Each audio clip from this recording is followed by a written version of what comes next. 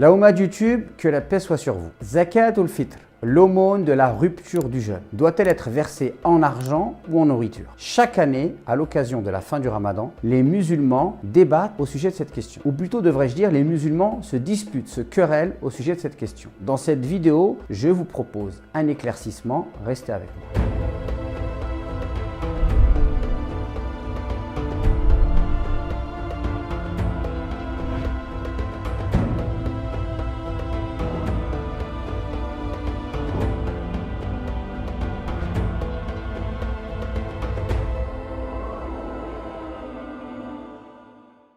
L'aumône de la rupture du jeûne et la manière dont elle doit être versée a fait l'objet d'une divergence parmi les savants musulmans, et cela depuis la nuit des temps. Donc il est normal qu'aujourd'hui, on retrouve chez les musulmans deux types de pratiques. Ceux qui vont la verser en argent et ceux qui préfèrent la verser en nourriture. Étant donné qu'il s'agit d'une question divergente, en aucun cas il est permis de faire preuve d'animosité les uns envers les autres en fonction de l'opinion choisie. D'ailleurs, beaucoup de savants, comme l'imam Shatibi, nous disent que lorsque deux musulmans se disputent au sujet d'une question divergente et qu'ils font preuve d'animosité l'un envers l'autre, alors cela n'est que l'expression de leur passion et d'une ruse satanique dans laquelle ils sont tombés. Ce que je vous propose de faire, c'est d'expliquer les deux avis et les arguments des deux avis et de faire une synthèse.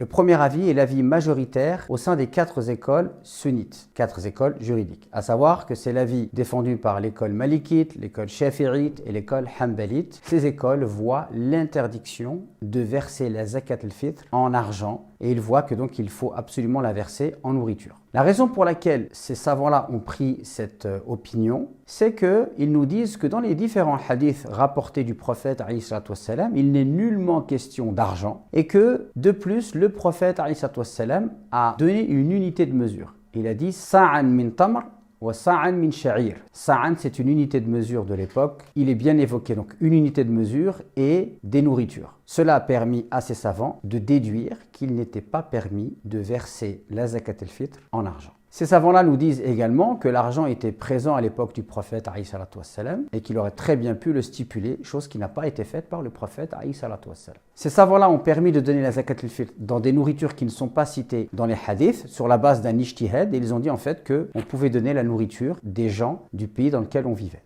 Le deuxième avis, défendu donc notamment par l'imam Abu Hanifa, mais pas seulement, à son époque aussi d'autres savants défendaient cette opinion. Il y a aussi par exemple certains compagnons du prophète qui ont versé la zakat al-fitr en argent, comme Muawiyah, et la majeure partie des savants contemporains qui voient la permission de donner la zakat al-fitr en argent. Alors sur quelle base ces savants-là permettent de donner la zakat al-fitr en argent?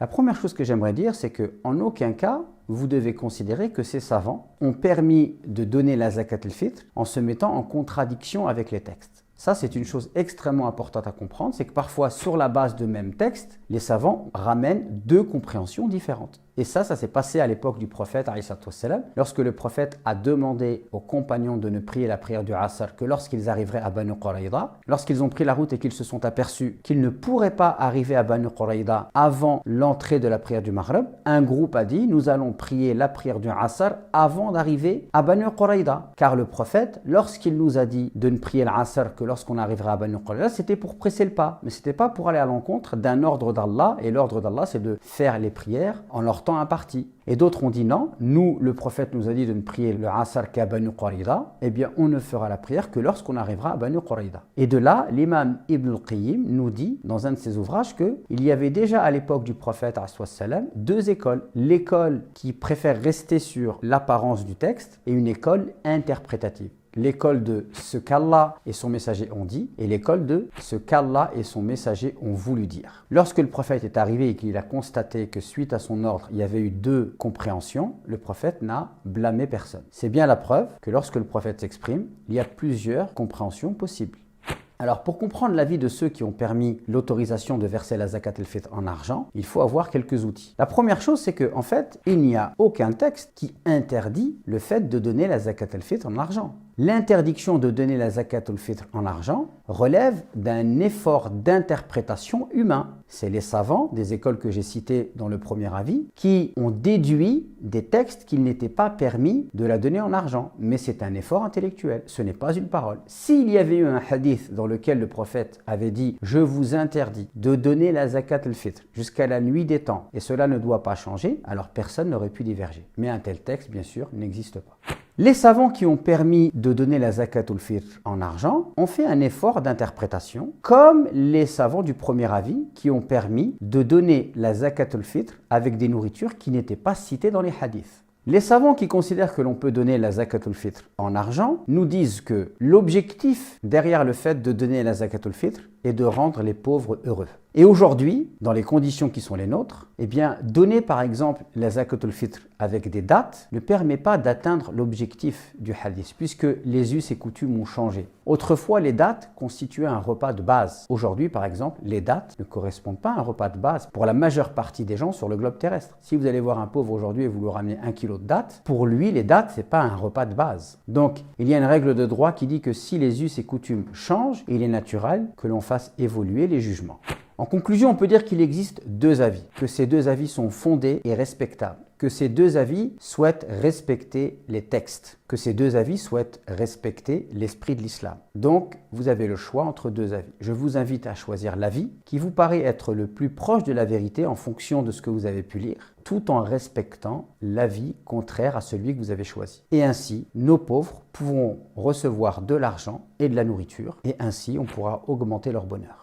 Je vous invite également à considérer le fait qu'on ne doit pas chercher à faire des problèmes là où il n'y a pas de problème. La divergence d'opinion en islam, tant qu'elle respecte un cadre, elle n'est pas un mal. Elle permet la richesse du droit musulman, la souplesse du droit musulman. Elle permet aussi une grande capacité d'adaptation. Et donc on devrait plutôt se réjouir du fait qu'on a une religion qui tolère l'ouverture d'esprit et la diversité d'opinion. Et surtout, on ne doit pas oublier que malgré tout cela, nous sommes frères, et que celui qui la donne en argent et celui qui la donne en nourriture ne cherche que la satisfaction d'Allah. Et donc, on est rassemblés ensemble par la recherche de la satisfaction d'Allah. Et c'est bien cela le plus important. Je vous invite à diffuser cette vidéo dans le but de réconcilier les cœurs des musulmans. Je compte sur vous pour liker cette vidéo, vous abonner à cette chaîne et activer la petite cloche. À vous de jouer.